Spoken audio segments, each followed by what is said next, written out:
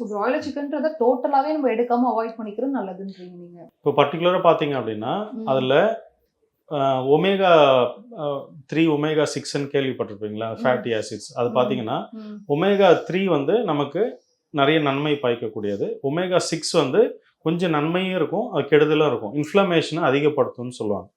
இப்போ இந்த ஒமேகா 6க்கும் 3க்கும் ஒரு ரேஷியோ வந்து 1:3 இல்லை 1:1 அந்த ரேஞ்சில் எடுக்கிறது நல்லது. இது பார்த்தீங்கன்னா 40:1 பிராய்லர் சிக்கனில். அதனால உங்களுக்கு ஆல்ரெடி உங்களுக்கு ஜாயிண்ட் பெயின் இருக்கு, இந்த arthritis, rheumatoid arthritis, sero negative arthritis அப்படின்ற ஒரு கண்டிஷன்லாம் இருக்கு. அதெல்லாம் இருக்கு அப்படின்னா நீங்க ஃபர்ஸ்ட் அவாய்ட் பண்ண வேண்டியது இதுதான்.